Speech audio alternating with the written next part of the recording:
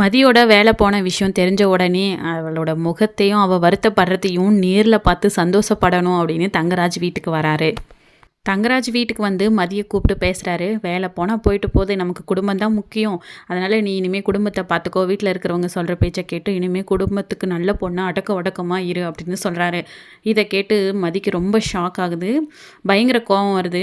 என்னோட வேலை போனதுக்கு பின்னாடி கண்டிப்பாக நீங்கள் தான் இருப்பீங்கன்னு எனக்கு தெரியும், அது நீங்கள் தான் அப்படின்னு கரெக்டாக கண்டுபிடிச்சி ஃபைனலிஸ்ட் பண்ணிட்டேன் அப்படின்னா உங்களை உள்ளே தள்ளாமல் விட மாட்டேன், உங்களை சும்மா விட மாட்டேன், சட்டையை பிடிச்சி வெளியே தள்ளுற அளவுக்கு எனக்கு கோபம் வருது. ஆனால் அது உண்மைதான் அப்படின்னு கண்டுபிடிச்சிட்டு நான் உங்ககிட்ட பேசுகிறேன். நீங்கள் என்ன பண்ணாலும் நான் வேலைக்கு போகிறத தடுக்க முடியாது, எனக்கு பிடிச்ச மாதிரி தான் நான் இனிமேல் இருப்பேன், யாராலையும் இதை மாற்ற முடியாது, பிடிச்சா வச்சுக்கோங்க, இல்லைனா எங்கேயாவது என்னை அனுப்பிவிடுங்க, அதை பற்றி எனக்கு கவலையே இல்லை அப்படின்னு பயங்கர கோபத்தோட போல்டாக வந்து மதி பேசிகிட்டு இருக்காங்க. ராஜலக்ஷ்மி இருந்துட்டு வீட்டோட மாப்பிள்ளைன்னு கூட பார்க்காம நீ எப்படி எதிர்த்து பேசுகிற, எவ்வளவு திமிரு உனக்கு, வேலை போனால் அதுக்கு நாங்கள் தான் காரணமாக முடியுமா, உன்னோட வேலையை பறிக்கிறதா எங்களோட வேலையா, அதை விட்டுட்டு ஏதோ ஆறுதல் சொல்லான்னு வீட்டுக்கு வந்த மாப்பிள்ளையை பிடிச்சி என்ன நீ இந்த மாதிரி பேசுகிற, நீ எல்லாம் இந்த வீட்டுக்கு அடங்கவே மாட்டேன், முதல்ல இந்த வீட்டை விட்டு வெளியே போ, நீ இந்த வீட்டை விட்டு வெளியே போனால் தான் எங்களுக்கு எல்லாம் நிம்மதி, கொஞ்சம் கூட மரியாதை தெரியாத பொண்ணாக இருக்க அப்படின்னு ராஜலக்ஷ்மி பிடிச்சி மதியை திட்டுறாங்க. அது இருந்துட்டு நீங்கள் பேசுகிற எல்லாத்தையும் நான் கேட்டுக்கிட்டு சும்மா இருக்க மாட்டேன், இதுவே உங்கள் வீட்டு பொண்ணோட வேலை போயிருந்தா நீங்கள் இப்படி தான் பேசியிருப்பீங்களா, அதான் என் வேலை போன உடனே வேலை போச்சு, வீட்டுக்கு அடக்கமாயிரு, அடங்கி ஒடங்கிருன்னு ஏன் எனக்கு வந்து இப்படி அட்வைஸ் பண்ணுறீங்க, கண்டிப்பாக என்னோடய வேலை போனதுக்கு இந்த வீட்டில் இருக்கிற யாரோ ஒருத்தர் தான் காரணம், அதை கண்டுபிடிக்காமல் விட மாட்டேன் அப்படின்னு சொன்ன உடனே சுரேஷ்க்கு ரொம்பவே ஷாக் ஆகுது. இன்னொரு பக்கம் பார்த்திங்கன்னா காலேஜில் வந்து ஸ்டூடெண்ட்ஸ் எல்லாருமே வந்து பிரின்ஸிபல் மேனேஜ்மெண்ட்டுக்கிட்ட கேள்வி கேட்க ஆரம்பிச்சிட்டாங்க. எதுக்காக மதி மேடம் வந்து வேலையை விட்டு தூக்குனீங்க, அவங்க நல்லா தானே கிளாஸ் எடுத்துக்கிட்டு இருந்தாங்கன்னு, இதெல்லாம் உங்களுக்கு தேவையில்லாத விஷயம், உங்களுக்கு டீச்சர்ஸ் வருவாங்க, சிலபஸ் முடிப்பாங்க, அவ்வளோதான், நீங்கள் எக்ஸாம் எழுதி முடித்து படிச்சுட்டு இந்த காலேஜை விட்டு போகிறது தான் உங்களோட வேலை, அதை விட்டுட்டு காலேஜில் எந்த ஸ்டாப் இருக்கணும் இருக்கக்கூடாது அப்படிங்கிற பற்றி பேசுறதுக்கு இங்கே யாருக்கும் ரூல்ஸ் கிடையாது அப்படின்றாங்க. இருந்தாலும் ஸ்டூடெண்ட்ஸ் எல்லாருமே பார்த்திங்கன்னா பிளான் பண்ணி நம்ம ஸ்ட்ரைக் பண்ணுவோம், அப்போ தான் வந்து எதுக்காக மதி மேடமை வேலையை விட்டு நிறுத்தினாங்க அப்படிங்கிற உண்மை வெளியே வரும், உண்மை வெளியே வந்ததுக்கப்புறம் அது எல்லாத்தையுமே மதி மேடமே பார்த்துப்பாங்க அப்படின்னு சொல்லிட்டு ஸ்டூடெண்ட்டும் மதியோட கூட வேலை பார்த்த எல்லா ஸ்டாஃப்ஸுமே வந்து இதுக்கு வந்து சப்போர்ட் பண்ணுறாங்க. ஸ்டூடெண்ட்ஸ் எல்லாருமே வெளியே போய் உட்காந்து மதி மேடம் வந்து வேலையை விட்டு நிறுத்தினதுக்கு காரணம் தெரிஞ்சாகணும் அப்படிங்கிற மாதிரி எல்லாருமே வந்து இப்போ பார்த்திங்கன்னா ஸ்ட்ரைக் பண்ணிக்கிட்டு இருக்காங்க. மதி மலர் 2 பேரும் வந்து பேசிக்கிறாங்க. நீ சொன்ன மாதிரி வந்து இந்த உன்னோட வேலை போனதுக்கு காரணம் ரேவதியோட ஹஸ்பண்டாக தான் இருப்பாங்களோ, நீ சொன்னதுலேருந்து எனக்கும் சந்தேகமாக இருக்குது, ஏன்னா நீ வேலைக்கு போகிறதுனால தான் திமிராக பேசுகிற, திமிராக நடந்துக்கிற, வீட்டில் இருக்கிற எல்லாரும் எதிர்த்து பேசுகிற அப்படின்னு சொல்லிக்கிட்டே இருப்பாங்க. ஒரு வேளை நீ அவங்கள போலீஸ் ஸ்டேஷன் கூட்டிகிட்டு போன அப்படிங்கிறத மனசில் வச்சு எல்லாரும் பிளான் போட்டு உன்னோட வேலையை பறிச்சிருப்பாங்களா மதி அப்படின்னு மலர் கேட்டுட்ருக்காங்க. ஆனால் இது மட்டும் உண்மையாக இருந்தால் நான் சும்மா கூட விட மாட்டேன், சீக்கிரமாகவே நான் கண்டுபிடிக்கிறேன், கண்டுபிடிக்காமலாம் விட மாட்டேன் அப்படின்னு பயங்கர கோபத்தோட மதி பேசிகிட்டு இருக்காங்க. நைட்டு பார்த்திங்கன்னா சுரேஷும் வந்து மதிக்கிட்ட பேசிகிட்டு இருக்காரு. நீ எதுக்கு மாமா மேலே சும்மா பழியை தூக்கி போடுற, உன்னோட வேலை போகிறதுக்கு அவர் எப்படி காரணமாக இருக்க முடியும், சட்டுன்னு ஏன் ஒருத்தர் இப்படிலாம் எடுத்தெறிஞ்சு பேசுகிற, மரியாதை இல்லாமல் பேசுகிற அப்படின்னு கேட்டுட்ருக்காங்க. ஸோ இதுக்கு பின்னாடி உங்கள் மாமா மட்டும் இல்லை வேறு யாரெல்லாம் இருக்காங்கன்னு நான் கண்டுபிடிக்க தான் போகிறேன் அப்படின்னு சுரேஷையும் சேர்த்து வச்சு பேசுகிற மாதிரி மதி பேசுவோம். சுரேஷ்க்கு வந்து ரொம்பவே ஷாக் ஆகுது. உனக்கு நல்லது சொல்கிற யாராக இருந்தாலும் நீ இப்படி தான் எடுத்தறிஞ்சு பேசுவியா, அது நானாக இருக்கட்டும், என்னோட அப்பா அம்மா மாமா எல்லாரும் உனக்கு கெட்டதான் நினைப்பாங்களா, நீ வேலைக்கு போகிறத அவங்க எதுக்கு தடுக்க போகிறாங்க அப்படிங்கிற மாதிரி சுரேஷ் பேசுகிறாரு. அது மட்டும் இல்லாமல் அது எப்படி ஒருத்தரை உன்னால் பார்த்த உடனே தப்பு அப்படின்னு ஜட்ஜ் பண்ணிட முடியும், ஏன் நீ இப்படியெல்லாம் யோசிக்கிற, கொஞ்ச நாள் வீட்டில் சும்மா இரு, அதனால என்ன இருக்குது, நான் தான் வேலைக்கு போகிறேன்ல, இந்த குடும்பத்தையும் உன்னையும் நான் பார்த்துக்கிறேன் அப்படிங்கிற மாதிரி கரிசனமாக பேசுகிறாங்க. நீங்கள் திடீர்னு வந்து கரிசனமாகலாம் பேச தேவையில்லை, இதுவே உன்னோட இடத்துலேருந்து வேற ஒரு ஹஸ்பண்டாக இருந்தால் உன்னோட வேலை போனதுக்கு என்ன காரணம்னு நான் வந்து காலேஜில் பேசுகிறேன்னு சொல்லியிருப்பாங்க, ஆனால் வேலை போனது தான் நல்லது, நீ வீட்டுக்கு அடங்கிருன்னு ஏன் எல்லாரும் அப்படி சொல்கிறீங்க அப்படின்னு சொல்லி மதி கேட்கவும் சுரேஷ் ரொம்பவே ஷாக் ஆகிறாரு. அடுத்த நாள் பார்த்தீங்கன்னா பாக்கியராஜும் மலரும் வந்து ரூம்குள்ளார பேசிக்கிட்டு இருக்காங்க. மதியோட வேலை போனதுக்கு காரணம் ஒரு வேலை உண்மையாகவே தங்கராஜ் மட்டும் இருந்தால் அது மதி கண்டுபிடிச்சிட்டா பிரச்சனை வீட்டில் பெருசாகும், எதுக்காக மதி வேலைக்கு போகிறத அவங்களுக்கு பிடிக்கல, ஏன் இந்த மாதிரி பண்ணியிருக்கணும்னு என்ன நீயும் மதி மாதிரியே யோசிக்கிற, மாமாலாம் அப்படி பண்ணியிருக்க மாட்டார் அப்படின்ற மாதிரி பாக்கியராஜ் சொல்கிறாங்க. இந்த வீட்டில் யார் எது பண்ணாலும் அது உங்களுக்கு தப்பாகவே தெரியாது இல்லை அப்படின்னு சொல்லி மலர் ஒரு பக்கம் சண்டை போட்டுட்ருக்காங்க. ஆனால் மதியோட வேலை சீக்கிரமாகவே கிடைச்சிடணும், இதுக்கான நியாயம் கிடைச்சே ஆகணும், மதி திரும்பவும் வேலைக்கு போகணும், அவள் சந்தோஷமாக இருக்கணும், அதை பார்க்கணும் அப்படிங்கிற மாதிரி மலர் மதியை நினச்சி ரொம்பவே ஃபீல் பண்ணிகிட்ருக்காங்க.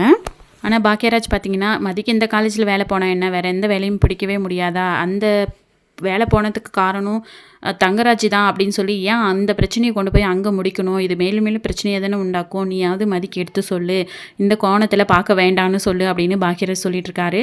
அது உண்மையாக இருந்தால் மதி கண்டுபிடிக்க போகிறா, உண்மையாக இல்லைன்னா அதுவே பிரச்சனை இல்லாமல் போக போகுது, நீங்கள் அதை வந்து நினச்சி பெருசாக பயப்படுறீங்க அப்படிங்கிற மாதிரி மலர் சொல்லிட்டு இருக்காங்க.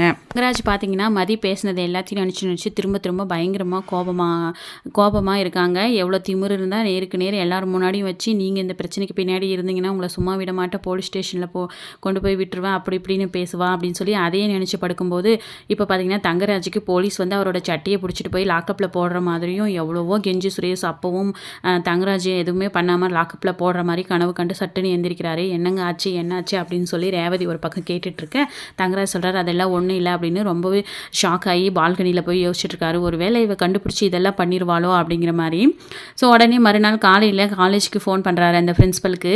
நான் சொன்னபடியே நீங்கள் எனக்கு ஹெல்ப் பண்ணிட்டீங்க, அவளை வேலையை விட்டு நிறுத்திட்டீங்க, ஆனால் எந்த காரணத்தை கொண்டும் நான் வந்து பேசினதோ நான் சொன்னதுனால தான் இதெல்லாம் நடந்துச்சு அப்படின்னு தெரியாமல் பார்த்துக்கோங்க, எல்லாமே குடும்ப நலனுக்காக தான் நான் பண்ணேன் அப்படிங்கிற மாதிரி சமாளிச்சிட்டு இருக்காரு தங்கராஜ். ஒரு நாள் பிரின்ஸிபல் கிட்ட ஃபோனில் பேசிகிட்டு இருக்கிறத பார்க்குற ரேவதி ரொம்பவே ஷாக் ஆகுறாங்க. மதி நினச்சது தான் கரெக்டு, இவர் இங்கே 2 நாள் கூட்டிகிட்டு வரேன்ற பேரில் அட்வைஸை பண்ணி அதை இதையும் பண்ணி பிளானை போட்டு சுரேஷோட சேர்ந்துக்கிட்டு பிரின்ஸிபல் கிட்ட போய் பேசி இவரோட பவரை யூஸ் பண்ணி மதிய வேலையிலிருந்து தூக்கியிருக்காரு. இது மட்டும் தெரிஞ்சால் மதி சும்மா இருப்பாளா, இதை நம்ம யார்கிட்டே சொன்னால் இது பிரச்சனை பெருசாகும், இல்லை நம்ம உண்மை தெரிஞ்சும் இதை சொல்லாமல் விட்டுட்டோமேன்னு நம்ம மேலேயும் மலராக இருக்கட்டும் மதியாக இருக்கட்டும் கோவப்படுவாங்க. இப்போ என்ன பண்ணுறதுனே தெரியாமல் ரொம்பவே ஷாக்கிங்கோட ரொம்ப கோவமாக ரேவதி இருக்காங்க.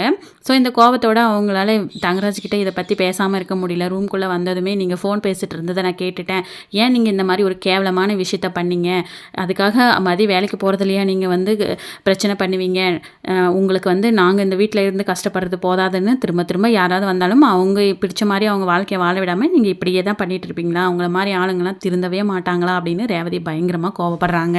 ஏன் தங்கராஜ் சொல்கிறாரு, இங்கே பாரு இந்த விஷயம் உனக்கு தெரிஞ்ச மாதிரி காட்டிக்கக்கூடாது, காரணத்தை கொண்டு யாருக்காவது வீட்டில் ஃபோனை பண்ணி இது சொல்லி இந்த விஷயம் பெருசாச்சு, நீ இந்த வீட்டில் வாழ முடியாது, நீ அங்கே போயிட வேண்டியதான் அப்படின்னு தங்கராஜ் பயங்கரமாக கோவப்பட்டு ரேவதியை மிரட்டி வைக்கிறாரு. இந்த விஷயத்தை வெளியில் சொல்லக்கூடாது அப்படின்னு சொல்லி. இப்போ ரேவதிக்கு உண்மை தெரிஞ்சும் வெளியில் சொல்லாமல் இருக்கிறது நாளை பின்ன தெரிய வரும்போது மதி இவங்க 2 பேருக்கும் ரேவதி மேலே வெறுப்பை உண்டாக்கும். இப்போ உண்மை தெரிஞ்சு சொல்ல முடியாமல் இருக்கிறது ரேவதிக்குமே ரொம்ப கஷ்டமாக இருக்குது. ஸோ இதை எப்படி வந்து ரேவதி ஹேண்டில் பண்ண போகிறாங்க அப்படிங்கிறதையும் வெயிட் பண்ணி பார்க்கணும்.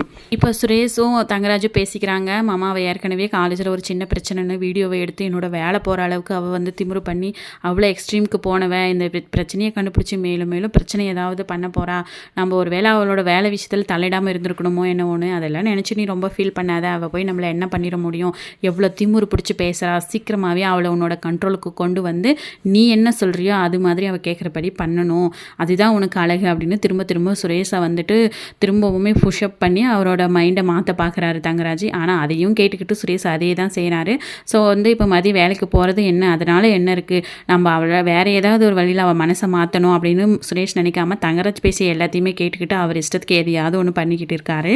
பார்த்தீங்கன்னா மதியோட அம்மா மதிக்கு கால் பண்ணுறாங்க. என்னடி உன்னை வேலையிலேருந்து எடுத்துட்டாங்களே, என்ன பிரச்சனை, இதில் உங்கள் வீட்டில் இருக்கிறவங்களுக்கு யாராவது சம்மந்தம் இருக்குமா என்னவோ, நீ வேலைக்கு போகிறதுனாலையாவது கொஞ்சம் நிம்மதியாக இருந்தால் இப்போ அதுவும் போச்சு, உன்னோட வாழ்க்கையே நாங்கள் வீணழிச்சிட்டோம் அப்படிங்கிற மாதிரி பயங்கரமாக கஷ்டப்பட்டு அழுகிறாங்க.